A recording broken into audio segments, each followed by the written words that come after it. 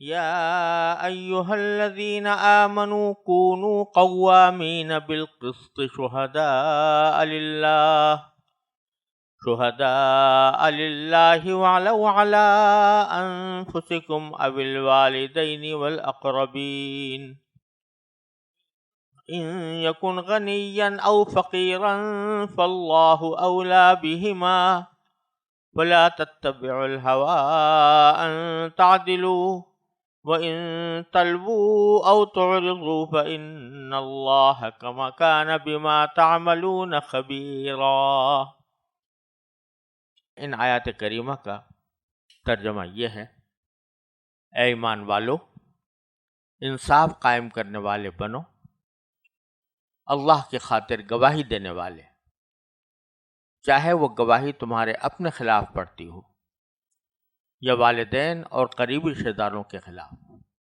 وہ شخص جس کے خلاف گواہی دینے کا حکم دیا جا رہا ہے، چاہے امیر ہو یا غریب، اللہ دونوں قسم کے لوگوں کا زیادہ خیر خواہ ہے، لہذا ایسی نفسانی خواہش کے پیچھے نہ چلنا جو تمہیں انصاف کرنے سے روکتی ہو، اور اگر تم توڑ مروڑ کرو گے یعنی غلط گواہی دو گے یا پہلو بچاؤ گے یعنی سچی گواہی دینے سے پہلو بچاؤ گے، تو یاد رکھنا کہ اللہ تعالیٰ تمہارے تمام کاموں سے پوری طرح باخبر ہے۔ اس آیت کریمہ میں اللہ تبارک و تعالی نے دین کا ایک اہم فریضہ بیان فرمایا ہے، اور یہ فریضہ وہ ہے جس کے بارے میں قرآن کریم ہی سے معلوم ہوتا ہے کہ انبیاء کرام علیہ السلام کو دنیا میں بھیجنے کا ایک بڑا مقصد یہی ہے کہ ان کے ذریعے لوگوں میں انصاف قائم کیا جائے۔ چنانچہ سورہ حدید میں باری تعالیٰ کا ارشاد ہے کہ لقد ارسلنا رسلنا بالبینات وانزلنا معهم الکتاب والمیزان لیقوم الناس بالقسط۔ ہم نے اپنے رسول بھیجے ہیں روشن دلائل کے ساتھ، اور ان کے ساتھ کتاب نازل کی ہے اور ایک ترازو نازل کی ہے۔ ترازو سے مطلب یہ ہے کہ ایسا معیار نازل فرمایا ہے جس کے ذریعے جس طرح ترازو سے چیزوں کو تولا جاتا ہے، اس طرح اعمال کو تول کر اور اس میں توازن پیدا کیا جائے۔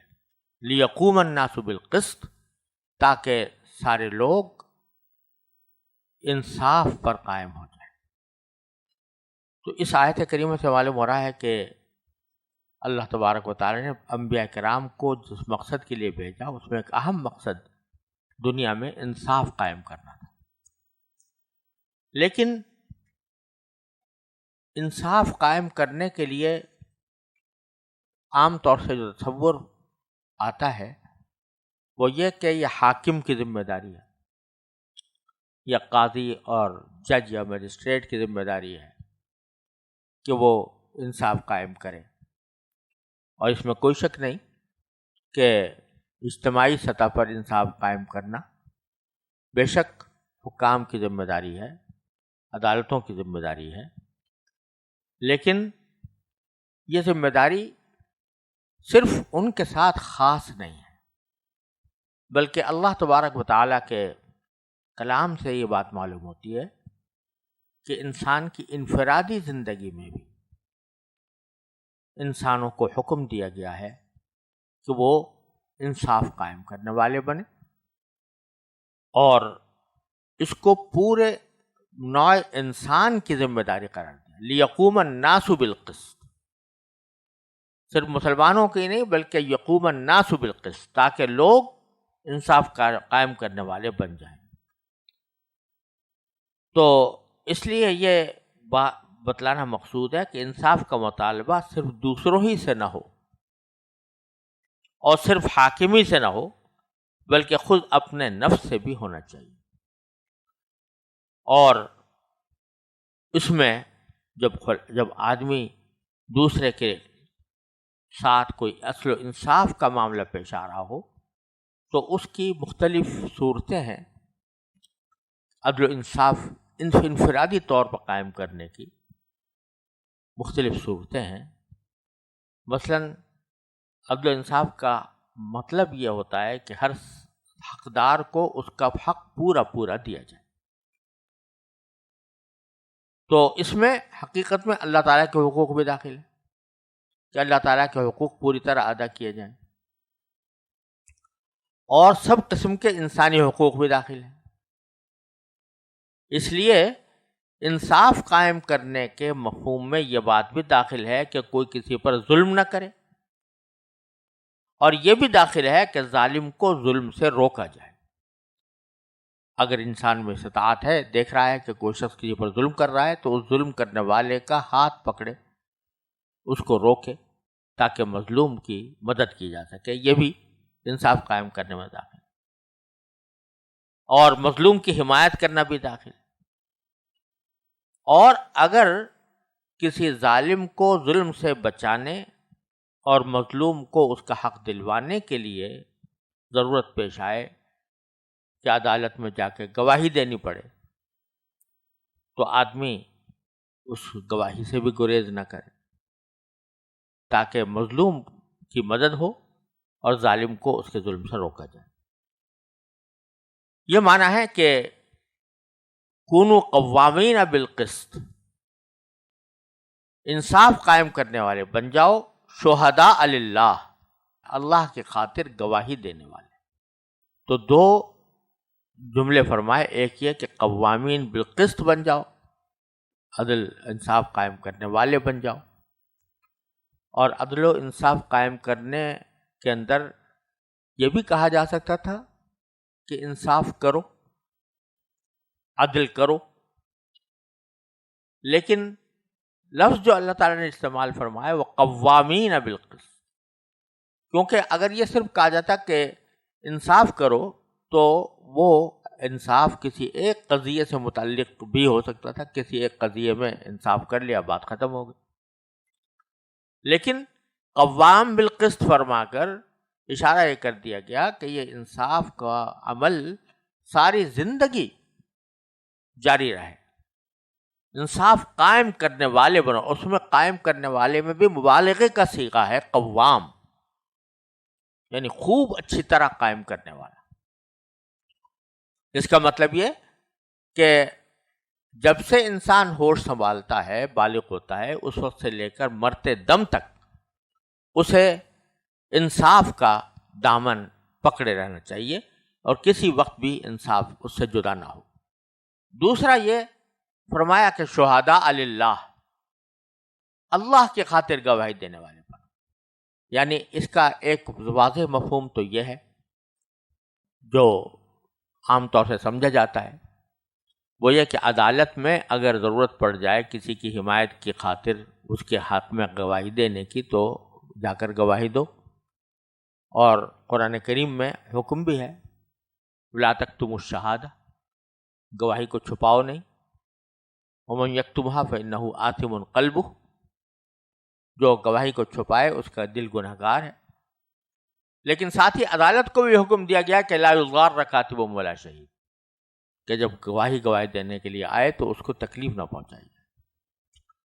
بہرحال اس کا ایک مفہوم تو یہ ہے، لیکن دوسرا مفہوم یہ ہے کہ عدالت نہ صحیح، کہیں بات چیت ہو رہی ہے، گفتگو ہو رہی ہے، کسی شخص کا کوئی عمل زیر بحث آیا ہے، کسی شخص کا کوئی کردار زیر بحث آیا ہے، تو آپ اس کو ایک شہادت سمجھو. اس کے حق میں اگر کوئی بات کہہ رہے ہو تو یہ بھی ایک شہادت ہے.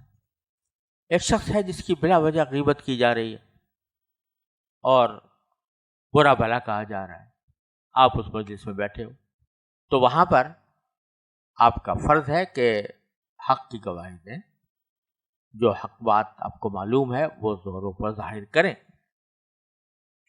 اور اس مظلوم کی مدد کریں جس کے ساتھ ظلم کیا جا رہا ہے. تو یہ شہادت صرف عدالت کے ساتھ خاص نہیں ہے، بلکہ اپنی عام زندگی کے اندر، عام مجلسوں کے اندر بھی ہم اس کے پابند ہیں اللہ تبارک و تعالیٰ کی طرف سے کہ ہم گواہی دیں تو حق کی خاطر حق کی گواہی دیں اور اللہ کے خاطر دیں. للہ کر کے یہ بتلایا کہ اگر کسی شخص نے کوئی گواہی کسی کے حق میں دی ہے تو اس نے کوئی احسان نہیں کیا، یہ ایک اپنا فریضہ ادا کیا، اور چونکہ احسان نہیں کیا لہذا اس کا احسان جتلانا یا اس کے گواہی دینے کی وجہ سے یہ توقع رکھنا کہ جس کے حق میں نے گواہی دی ہے وہ مجھے کوئی مفاد پہنچائے گا، یہ اخلاص کے خلاف ہے، شہادت للہ کے خلاف ہے. اللہ ہی کے لیے گواہی ہو، کسی دنیا مفاد حاصل کرنے کے لیے نہ ہو. ولو علی انفسکم، یہ فرما دیا کہ گواہی بالکل سچی ہونی چاہیے جو حقیقت پر مبنی ہو، چاہے وہ تمہارے اپنے خلاف پڑ رہی ہو. کسی موقع پر اگر عدالت ہو یا غیر عدالت، کوئی ایسی بات کہنے کی نوبت آ گئی، کوئی واقعہ بیان کرنے کی نوبت آ گئی جو آپ نے اپنے آنکھوں سے دیکھا، تو اگر اس کو ظاہر کرتے ہیں تو خود اپنی کوئی کمزوری نمایاں ہوتی ہے. تو محض اس وجہ سے کہ میری کمزوری نمایاں ہوگی میں اس کو گواہی نہ دوں یا میں اس واقعے کو ضرورت کے وقت نہ بتاؤں، یہ شریعت کہتی ہے کہ نہیں، قرآن کہتا ہے کہ نہیں.